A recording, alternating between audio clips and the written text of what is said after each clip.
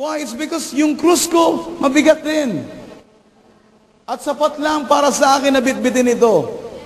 That's why I cannot carry your own cross also. I can help you saan? Sa paanong pamamaraan? Sa isang bagay. Listen to me. Okay? Be sure na wala kayong ibang meeting. Isa lang ang meeting dito. Amen? Amen. Just listen to me, okay? No? Hindi ko pwedeng bitbitin yung sarili niyong krus. Isa lang ang masasabi ko sa inyo. Pag-aralan niyo na magtiwala sa Diyos. And can you imagine, anong sabi niya sa kanyang salita? Ang sino mang nabibigatan? Anong sabi ng Diyos? Ang sino mang nabibigatan? Come on!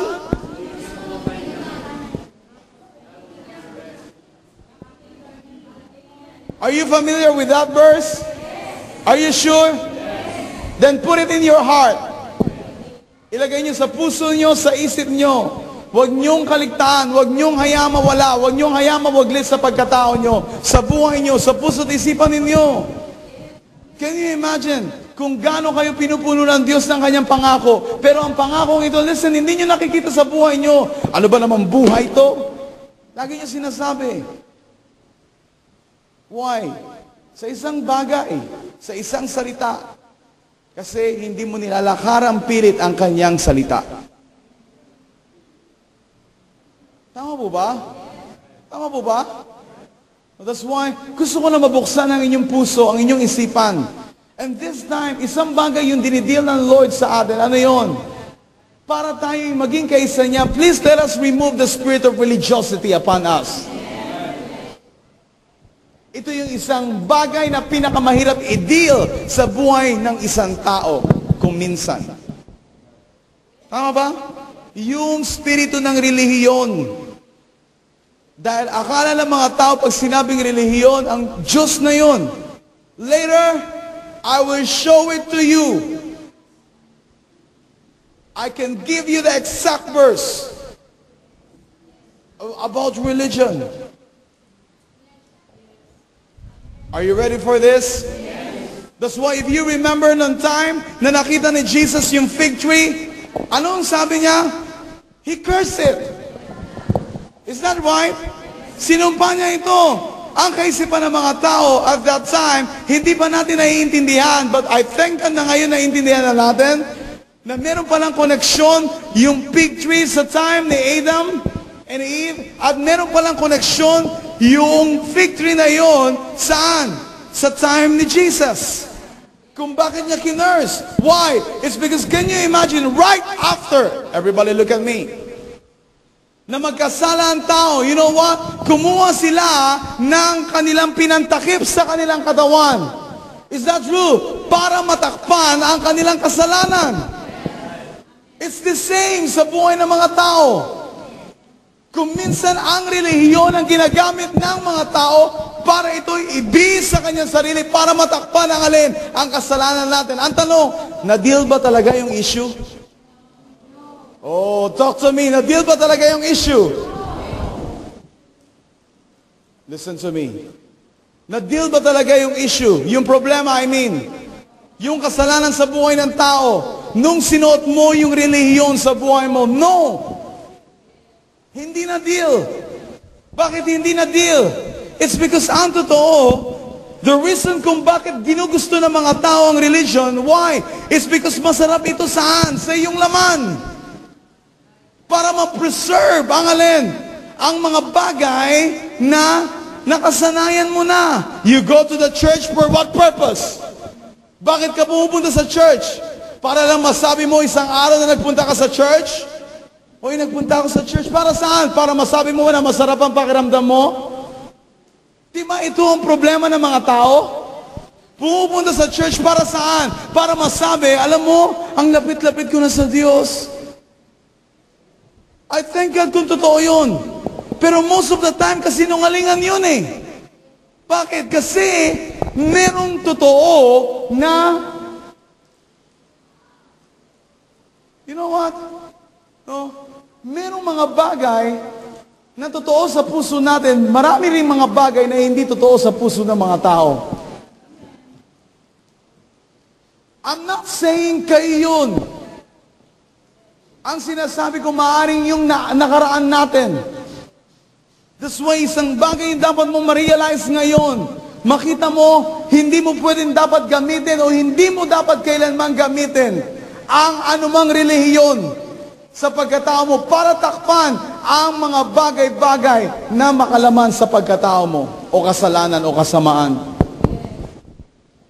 But you have to expose this. Paano yung may expose? Kung alam mo kung ano yung dapat na i-correct.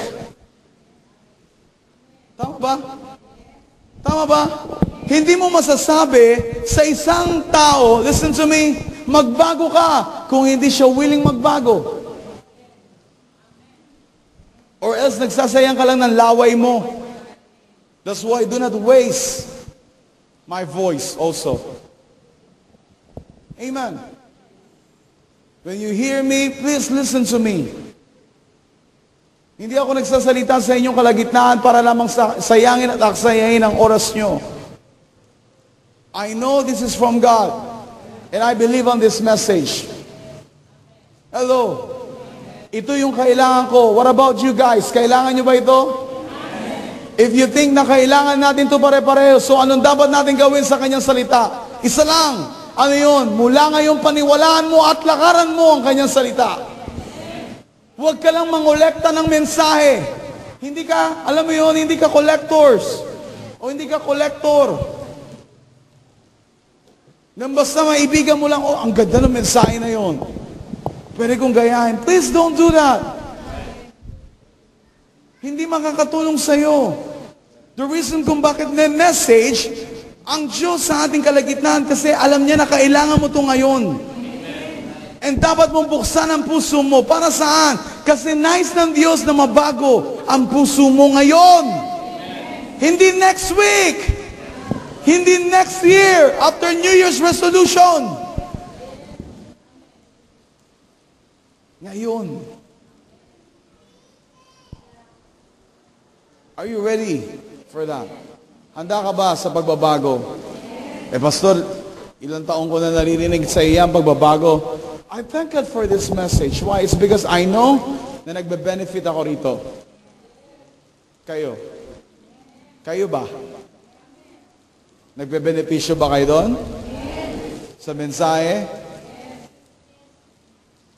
Tama ba? Kasi can you imagine, kung hindi ka nagbe-benefit sa message na ito, so ano nangyayari? So anong ginagawa mo rito? So bakit ka naririto? That is my first question to you. Tama ba? I am very honest. Hindi ka naman naririto kasi nangako kay pastor, habang buhay magkasama kami. Please don't do that to me. Tama po ba? Tama ba? The reason kung bakit tayo naririto, alam ko na pinag-isa tayo ng Diyos, but dapat niyong tandaan, no? Ikaw at ako ay naririto. Why? No, it's because gusto pa natin siya makilala sa buhay natin. Gusto pa natin lumago sa kanyang salita, sa kanyang kalooban. Pero can you imagine, kung wala ka napapala, anong ginagawa mo rito? Pastor, kasi meron akong pabor sa inyo na nakuha Kalimutan mo yung pabor. God bless you. Tama ba? Tama ba? I pray na hindi ka naririto dahil tumatanaw ka ng utang na loob. Kung kanino man tao na naririto. Amen. I pray kung kaya ka naririto dahil bukal sa puso mo na nais mo na makilala pa si Kristo ng lubusan sa buhay mo, sa pagkatao mo. Dahil naniniwala ka sa kanyang salita, naniniwala ka sa kanyang mensahe, naniniwala ka sa kanyang kalooban. Diba? Alam mo, tapatan. Mahirap mabago ang buhay ng isang tao na kung saan nadala sa sapilitan. Amen? Tapatan. Tama po ba?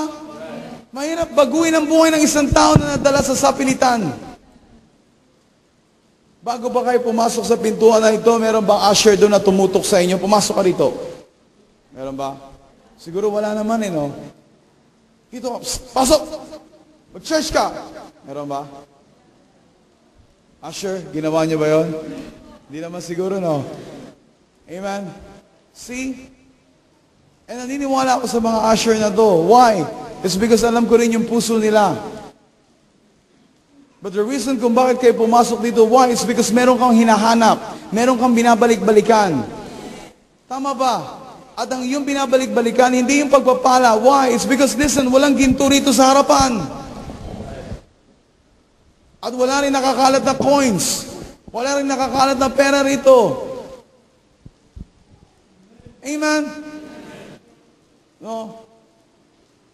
Nung last time, meron nakakalat dyan yung bill ng electricity.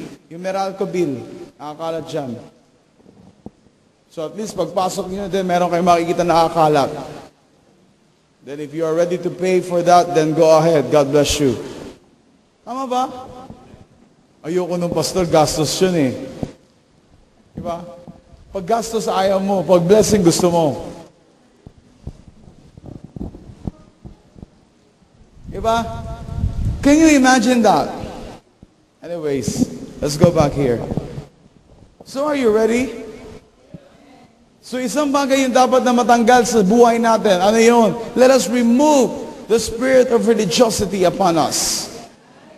Ito yung isang issue na dapat i-deal sa puso natin. Tama ba? Tapos na yung panahon na alam niyo yun, ini-enjoy natin. You know what? Yung pakiramdam lang na, alam mo yun, kasi ang sarap ng pakiramdam na nandito ako kasama ng mga taong ito. And then, wala naman nagbabago sa pagkatao mo, sa buhay mo. Tapos na yun.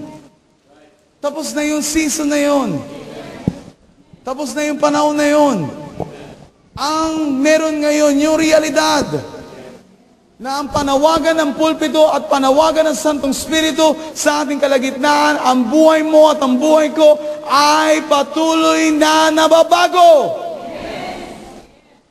Dahil alam mo kung paano tumanggap ng tama sa pamamagitan ng salita ng katotohanan sa iyong buhay. Tapos na rin yung panahon, you know what, na lagi kang hinahabol ng cell leader mo. Tapos na rin yung panahon na lagi kang hinahabol-habol ng, alam mo yun, na what is that? Nagdi-disciple sa'yo. I know yesterday, merong isa sa inyo nakausap yung ibang mga dinidisciple.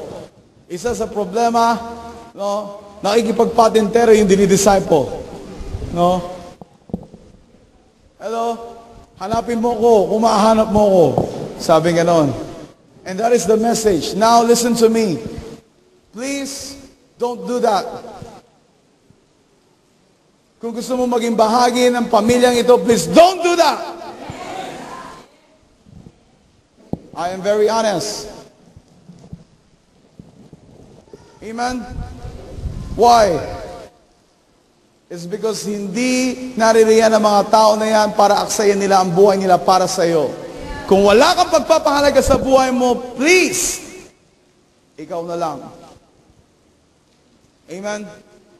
Pero alam ko kung paano pahalaga ng buhay ng mga taong ito. That's why don't do that. I'm warning you.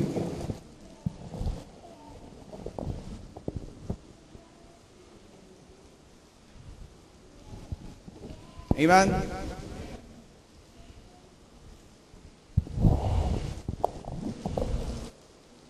I know I am a jolly person, yes.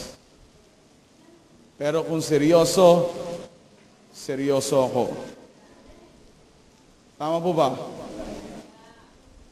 But most especially, if I need to deliver this message to you accurately, I can say this to you 100%.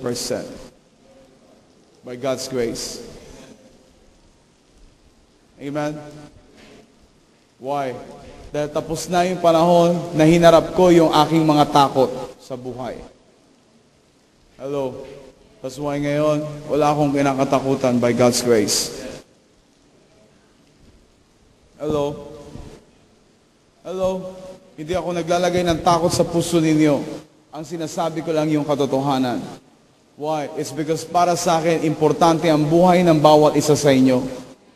Hindi dapat mangyari na lapastanganin ang buhay ninyo ng ibang tao na walang pagpapahalaga saan? Sa commitment at dedication na meron kayo sa pamilyang ito. Can you say amen to that? Why, guys? It's because I know how to protect you also. Alam ko kung paano nyo kami pinoprotektahan. Ako at ang aking asawa at maging ang aking mga anak. That's why I am what? Doing this to you guys. It's because you know how to protect us also. Because you know kung gaano nyo kami kamahal.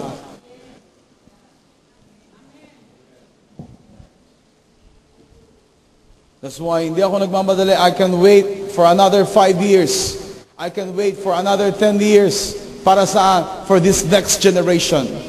Kung ayaw ng bawat, kung ayaw ng ilan sa inyo na ngayon pa lamang, you know what? No, na mag-respond. But listen to me. I can wait for another 5 years. Para saan? For the new generation to come. For the new generation na matrain. Is that true?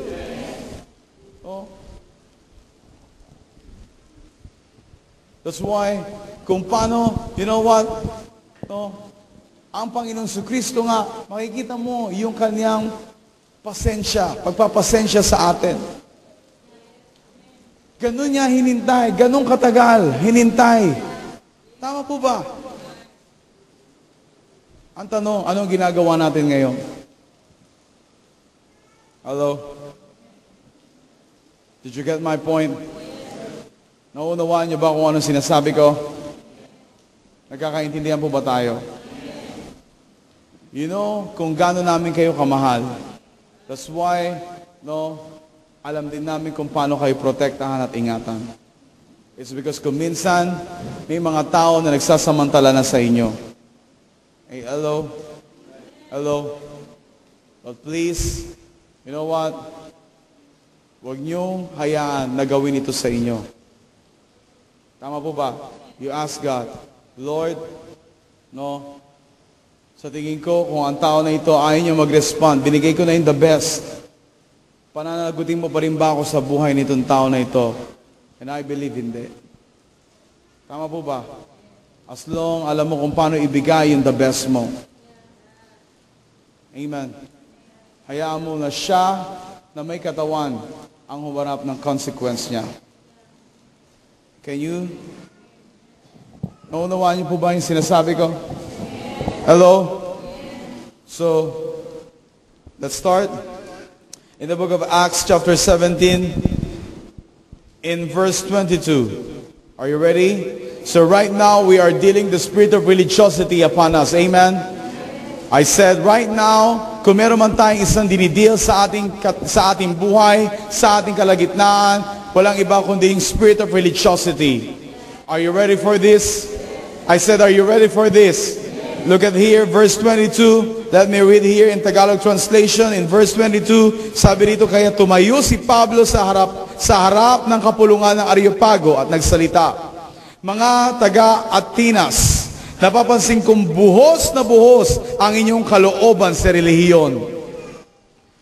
Verse 23, sapagkat sa paglalakad ko sa lungsod at pagmamasid sa mga sambahan o sambahan ninyo, nakakita ako ng isang dambanang may nakasulat na ganito, sa Diyos na hindi nakikilala. Ang inyong sinasamba kahit hindi ninyo kilala ang siya kong ipinapahayag sa inyo. Let me pause here for a while. Can you imagine this? Hello? So, para sa inyong kaunawaan, you know what? At that moment, si Pablo ay nasa harapan ng court. Are you with me? No? Are you here? No? Na kung saan, no, siya ay nasa kapulungan ng mga Areopago. Hello? No? But look at here, sabi rito, napapansin kong buhos na buhos ang inyong kalooban sa relihiyon. Ito yung isang bagay na binigyan niya ng pansin sa buhay ng mga tao na ito. Hello? Na nagsasabi na kilala nila ang Diyos. Pero iba ang sinasabi ng kanilang ginagawa. I will say it again. Sinasabi nila na kilala nila ang Diyos. pero iba ang sinasabi ng kanilang ginagawa.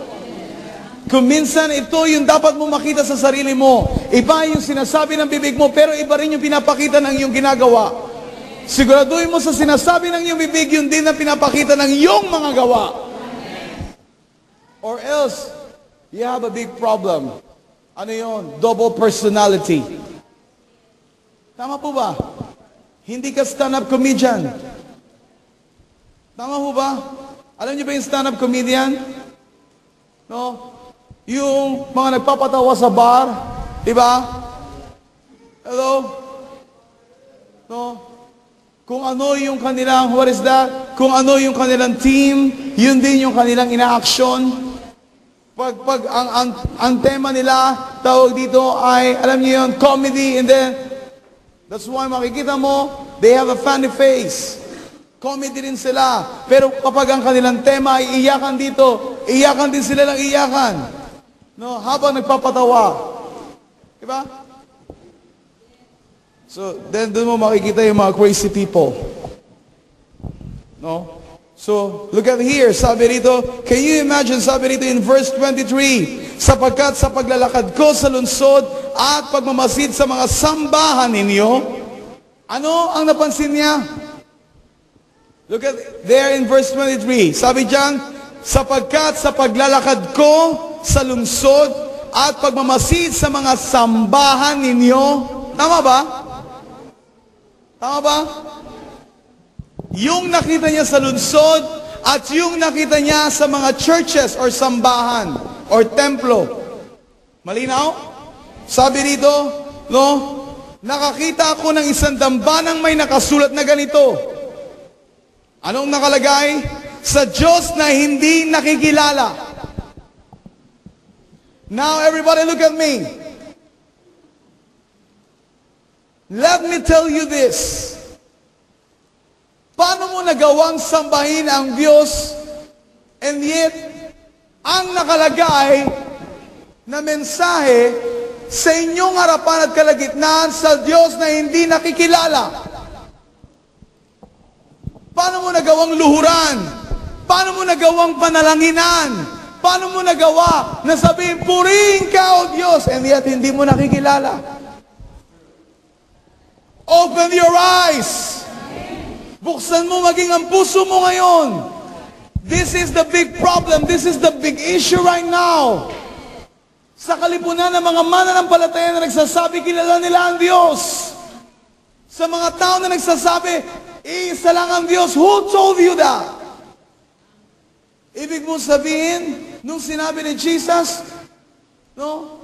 Iba ang naghahari sa sanlibutan na ito, at iba rin ang Diyos na kilala mo. Pareho yon? Close sila, ganon? I think hindi. Tama ba? That's why, if you remember, ano sinabi niya? Maglingkod ka sa isang Diyos. Hindi ka pwede mamangka sa dalawang ilog. Ngayon, sa Diyos ka na. Lumikha ng langit at lupa. And then tomorrow, you know what? Doon ka na sa Diyos na kung saan ay nakatira doon sa alak. Alam niyo yun? Diba ang alak may espiritu? Kala nyo, hindi ko alam. Diba? Tapos meron, yung bote pa nga, may daladalang espada, yung anghel, may pakpak. Tapos si Satanas, kunyari yung apak-apak niya. And then, very popular, yung alin? Yung inumin na yun. Why? Why? Sabi ng mga pilosopo, can you imagine? Isipin mo na lang, maging sa anak, pinagtatanggol tayo kay Satanas. Diba? Why? It's because nakalagay dun sa alak, diba? Yung picture ng anghel, kunyari. Diba? Tapos yung kanyang nasa paa, apak-apak niya yung serpente, diba? O yung ahas, yung demonyo. Anyways, ano man siya, pareho lang siya. Diba? Diba? Amen! So ito yung isang bagay, listen to me, yung hindi maintindihan ng mga tao. That's why for me, napaka-importante na maintindihan mo ito ngayon. Itong bagay na ito. Sabi rito, sapagkat sa paglalakad ko sa lungsod at pagmamasid sa mga sambahan ninyo, namasdan niya kung ano yung meron sa sambahan ng mga taong ito. No? Anong sabi niya? Nakakita ako ng isang dambanang may nakasulat na ganito. Like for example, ganyan.